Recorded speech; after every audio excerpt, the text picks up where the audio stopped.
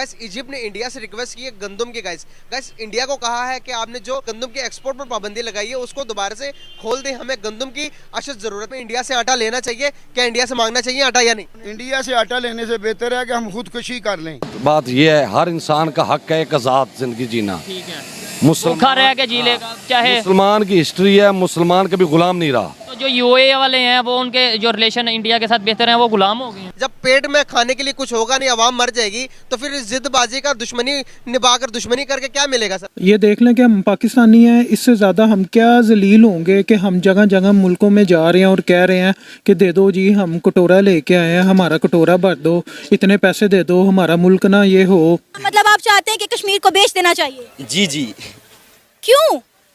क्योंकि हम ये पहले अपने इन 4 सूबों के 4 जो हमारे पास सूबे हैं उन पे तो ध्यान दें, अपने मुल्क के हालात तो संभालें। हम देख रहे हैं कि किस दिन यूएस के पास जा रहे हैं, किस दिन चाइना के पास जा रहे हैं, आधा आधा करके हम पाकिस्तान को भेज तो रहे हैं पहले से ही। तो अभी खबर आई है कि क्वेटा से शाल से जो ट्रेन पाकिस्तानी मजदूर फौजियों को लेकर आ रही थी पंजाब, उसको आईईडी के साथ बलूचिस्तान लिबरेशन आर्मी ने धमाके से उड़ा दिया है उसकी पटड़ी को, जिसकी वजह से बोगियां उतर गईं और 10 कम से कम सिपाही पाकिस्तानी हैं वो मारे गए, 25 जख्मी हैं। सऊदीया और यूएई ने पाकिस्तान की इकोनॉमिक कंडीशन को देखते हुए $4 बिलियन देने का वादा किया है, लेकिन इस बार एक अजीब सी शर्त साथ रखी है। पाकिस्तान को एक मशवरा दिया है कि पाकिस्तान को चाहिए वो अपने रिलेशन इंडिया के साथ बेहतर करे, पॉलिसीज को रिव्यू करे।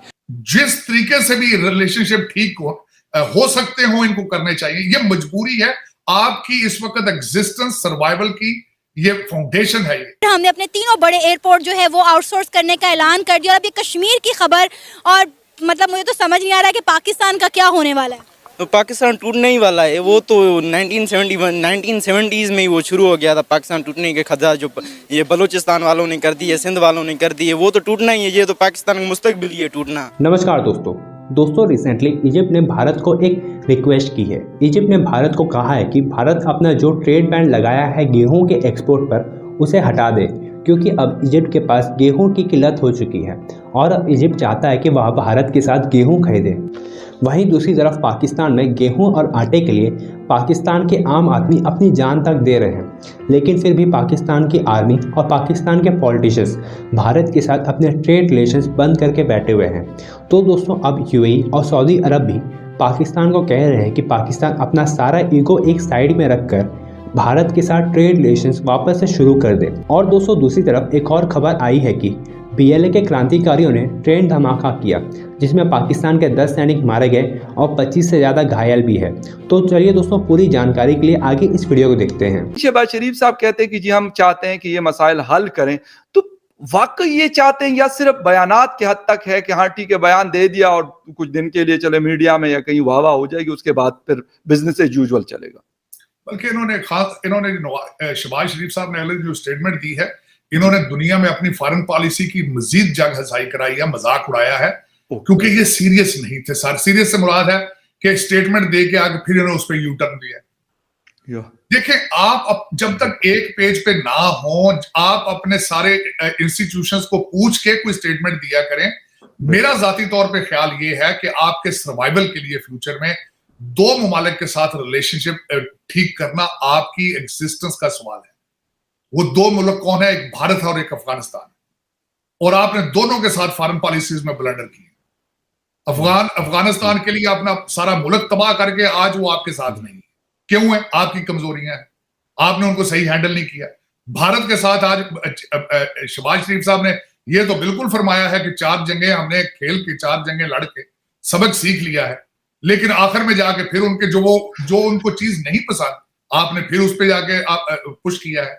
मेरा जो अगर जाती तौर पे पूछे, मैं I am a firm believer of having a good relationship with India. आपकी जरूरत, ट्रेड आपकी जरूरत है, दालें, गंदम, चीनी, सारी चीजें, अद्वियात इंपोर्ट करना आपकी मजबूरी है भारत से। बिल्कुल। और उसमें 2 मिसालें मैं ये देना चाहता हूँ। वाजपेयी साहब आए थे यहाँ पे अपना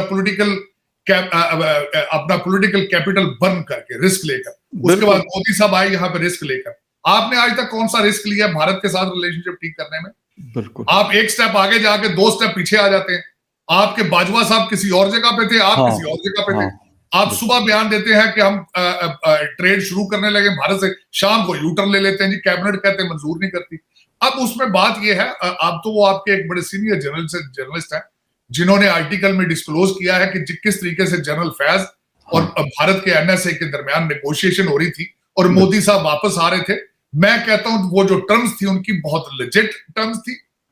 मैं कहता हूं उन्हीं टर्म्स के ऊपर आपको दोबारा भारत के साथ स्टेप्स लेना चाहिए। मैं कहता हूं शहबाज शरीफ और आर्मी चीफ दोनों को भारत जाना चाहिए और रिलेशनशिप की स्टार्ट वहां करनी चाहिए, क्योंकि मोदी साहब भी तो एक दफा आ चुके हैं, बिल्कुल आ चुके हैं, दफा आने के लिए तैयार थे और लेकिन आपने कैलेंडर किया। इस दफा आपको स्टेप लेना चाहिए कि आप भारत जाएं। और दूसरा देखें, क्योंकि ब्लंडर आपने किए हुए उन्होंने तो नहीं किया, तो इस वक्त आपकी जरूरत है, मजबूरी है इस वक्त, और आपको अच्छे रिलेशनशिप की जरूरत है, भारत को जरूरत नहीं है।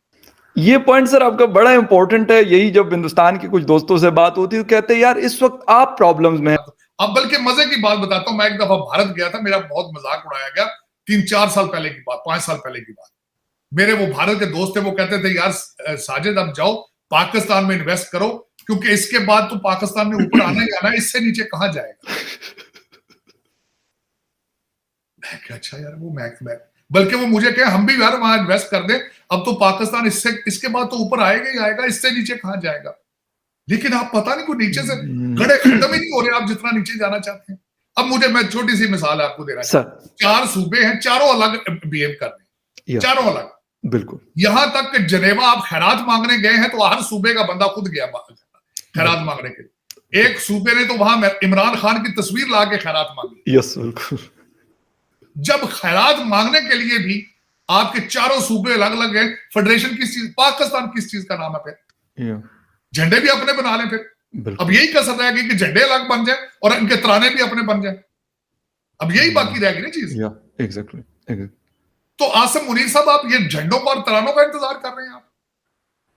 बिल्कुल। पाकिस्तान के प्राइम मिनिस्टर शहबाज शरीफ ने एक स्टेटमेंट दी कि हम भारत के साथ कश्मीर के मामले पर पीस टॉक करना चाहते हैं, जिसका रिएक्शन आया पीटीआई की जानिब से, और वो कह रहे हैं कि कश्मीर को लेकर पीस टॉक नहीं कर रहे बल्कि कश्मीर को बेचने जा रहे हैं। क्या आपको लगता है कि कश्मीर को वाकई में बेच दिया जाएगा या कश्मीर को बेचना इतना आसान है? जी, मेरे ख्याल से तो कश्मीर को बेचना ही चाहिए, क्योंकि हमसे ये 4 सूबे संभले नहीं रहे। आप सिंध की हालत देख लें, बलूचिस्तान की हालत देख लें, तो हम कश्मीर को क्या संभालेंगे। आपको पता है इस वक्त कश्मीर के लोग सड़कों पर हैं, पाकिस्तान की हुकूमत के खिलाफ वो लोग एहतजाज कर रहे हैं कि हमें यहाँ पर आटा जो है 150 से 200 रुपए किलो दिया जा रहा है और हमें हमारे हकूक नहीं दिए जा रहे। तो जो फिर पाकिस्तान के साथ है उनके साथ भी तो यही हालात हैं। बलूचिस्तान में देख ले, वहाँ पे भी 160 रुपए किलो आटा मिल रहा है, सिंध में 170-80 रुपए मुश्किल से मिल रहा है। एक तो मिल नहीं रहा, मिल रहा है वो भी 170-180 का। इससे बेहतर है कि वो चला जाए इंडिया के साथ। वो पहले ही इसी तरह के नारे लगा रहे हैं, आपको पता है वो नारे लगा रहे हैं कि कारगिल स्कर्दू खोल दो, टूटे रिश्ते जोड़ दो, यानी वो इंडिया के साथ पहले ही लहाक को तैयार है। तो सही है, फिर हम क्यों जज्बाती हो रहे हैं? हमें जज्बाती नहीं होना चाहिए। अच्छी बात है, मुज़ाकरात कर लें, शायद इनको थोड़े डॉलर वालर मिल जाए। अच्छा, मतलब आप चाहते हैं कि कश्मीर को बेच देना चाहिए? जी। क्यों?